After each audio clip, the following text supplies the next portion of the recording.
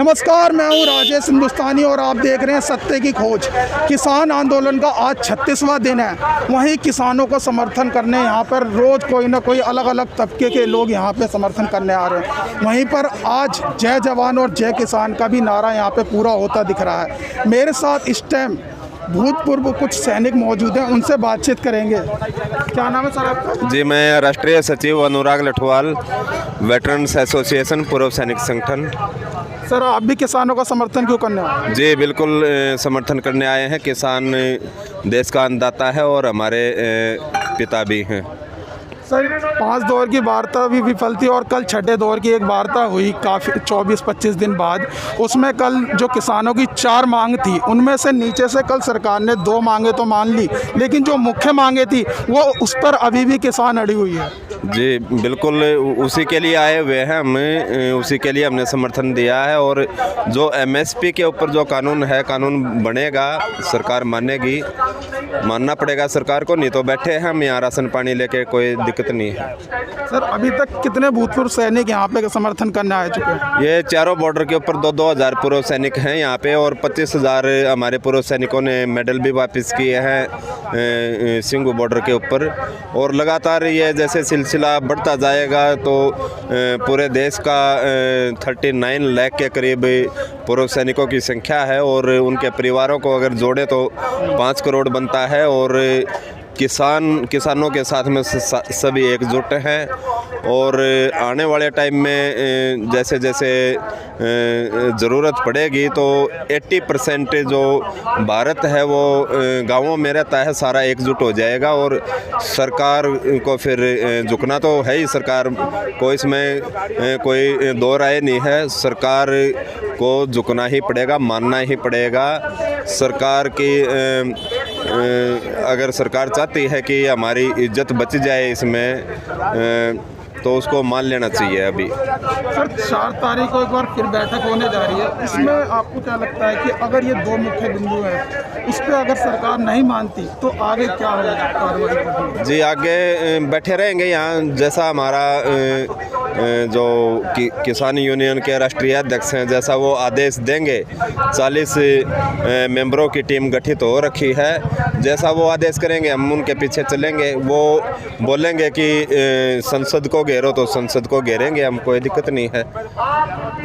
Sir, आपका क्या नाम है? सूबेदार मेजर जयप्रकाश मिश्रा, संस्थापक व राष्ट्रीय अध्यक्ष वेटरन्स एसोसिएशन।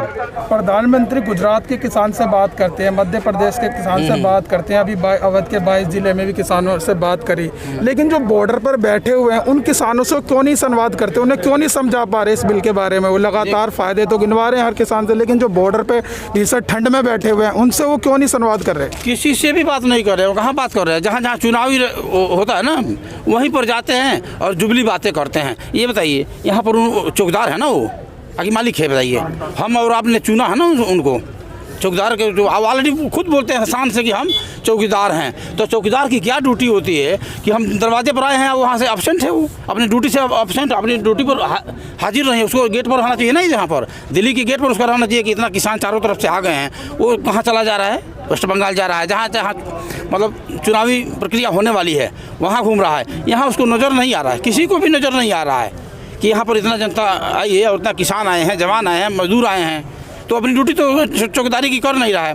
और इस तरह से अपनी वो चौकीदारी की ड्यूटी सही नहीं करेगा ना, तो जो उसके सपने हैं ना कि हम चौकीदार, जितने बोल रहे थे कि हम चौकीदार, सारे उसके जो चमचे भी थे वो भी बोल रहे थे कि हम भी चौकीदार, सारे को ओरिजिनल चौकीदार बना दिया जाएगा। इस आंदोलन में अब यही होगा कि ये चौकीदारी करेंगे अभी, और सत्ता में बैठेगा जवान, किसान और मजदूर। कल सर छठे दौर की वार्ता हुई थी, उसमें आपको क्या लगता है सरकार के तेवर कहीं नरम हुए हैं?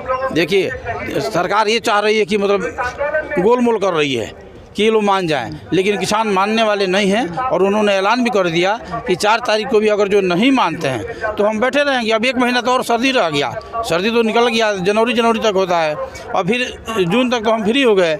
यहाँ पड़े रहे, सर्दी में जब निकल गया तो जून तक कोई दिक्कत ही नहीं है, पड़े रहेंगे।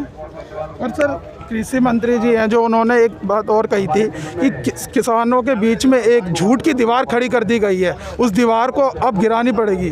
देखिए, झूठ की दीवार कौन खड़ा करेगा? विपक्ष तो है ही नहीं है। अब विपक्ष तो ऑलरेडी जो है कि टूट चुका था, वो खुद ही लेकिन देश वो तो सर विपक्ष का ही नाम बार बार लगा। ऐसे ले रहे हैं। जब कोई भी काम गड़बड़ होता है ना, उनसे गड़बड़ होता है तो सीधा विपक्ष का नाम लेते हैं, जबकि विपक्ष तो देखो ना 10% भी नहीं है। अब विपक्ष को तो दुनिया ने नकार दिया था ना, अभी भी नकारा हुआ है। अभी भी मैं बोल रहा हूँ कि विपक्ष भी नहीं आएगा इस बार। जो भी होगा इस आंदोलन से एक निकल के आएगा कि जो अभी तक सत्ता परिवर्तन होता हुआ है, अभी तक जो भी आंदोलन हुए हैं उसमें सत्ता परिवर्तन हुए हैं, लेकिन इस बार जो है कि व्यवस्था परिवर्तन होगा। और जितने भी नेता हैं ना, इसमें 90% से ज़्यादा चोर बेईमान हैं, ये इसमें दोबारा नहीं आएंगे। वही फिर इसमें जीतेंगे जो अपने पद पर है, अब त्याग पत्र दे करके किसानों के उसमें आ जाएगा, तो उसको तो जनता लाइक करेगी, वो भी जीतेगा। बाकी जिस तरह के जो दोगले वाली बात कर रहा है, हम साथ में हैं और जो है कि इस तरह का वो नहीं, जो त्याग पत्र दे करके आ जाएगा किसान उसका बिल्कुल समर्थन करेंगे और जो है कि वो जीतेगा। बाकी जो है कि जवान और किसान और मजदूर में से ही इस बार आएंगे और इसमें कुछ ना कुछ निकलेगा इसमें। 4 तारीख को अंतिम बैठक होगी, उसमें आपको क्या लगता है अब फाइनल हो जाएगा उसमें? नहीं, मेरे को तो नहीं लग रहा है, क्योंकि सरकार जो है कि रूढ़ी है, तानाशाही है, हिटलर सिटी है, तो इसलिए मेरे को नहीं लगता कि कुछ फैसला हो जाएगा, ये चलता रहेगा। कल की बैठक में सर ये बात भी आ रही है निकल के कि सरकार की तरफ से वो कह रहे हैं कि अगर तीनों बिल रद्द करने की आप लोग बात कर रहे हैं तो उसमें किसान ही ये बताए कि इसका दूसरा विकल्प क्या होगा। विकल्प क्या है? रद्द करो ना सीधा।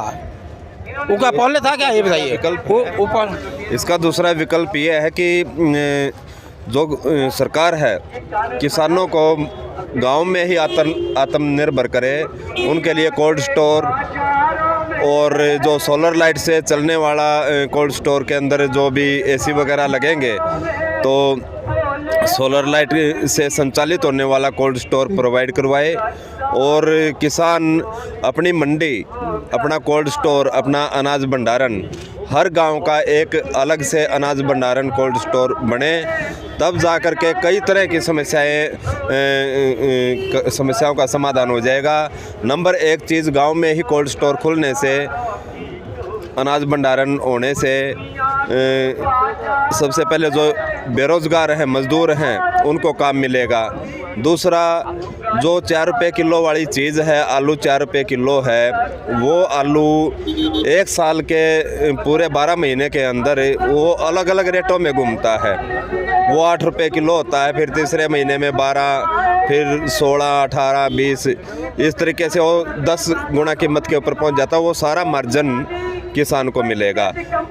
उसको जो रेट बीच में बिचौलिया रेट बढ़ाते हैं, उनका जो रेट बढ़ाने वाला सिस्टम ख़त्म हो जाएगा। मिलावट जो होती है सामान के अंदर, खाद्य सामग्री जितनी भी है उसके अंदर जो मिलावट होती है, मिलावट भी नहीं होगी। और जो पैकिंग अभी देखिए आप, जो वनस्पति चावल है वो 18-20 रुपये 30 रुपये किलो होता है, उसके ऊपर अमिताभ बच्चन का फ़ोटो लगा दिया, एक बढ़िया सी पैकिंग कर दी। वही चावल 60 रुपये किलो भी है, 300 रुपये किलो भी है।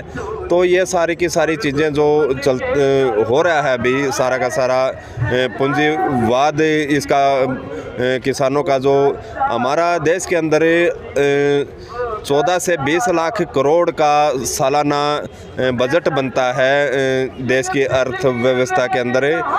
तो ये सारा का सारा पूंजीवादी लोग चाहते हैं कि हम ले लें, लेकिन सरकार इसको हर गांव में कोल्ड स्टोर वगैरह, अनाज भंडारण वगैरह खोल के कर सकती है। बिल्कुल इजी उपाय है। सर, प्रधानमंत्री तो लगातार किसान को इसके फ़ायदे गिनवा रहे हैं तीनों बिलों को लेकर के। जी, प्रधानमंत्री की मैं आपको शॉर्टकट में बातें बताऊंगा। वो कितने भी वादे कर लें, कुछ भी कर लें, पहला वादा तो उन्होंने अपनी वाइफ के साथ में तोड़ा। 7 कसम खाई थी ना शादी करके, वो तोड़ दिया वादा। जब जो आदमी अपनी शादी की रस्म कसम नहीं निभा सकता, उसके बाद उसके ऊपर विश्वास नहीं किया जा सकता।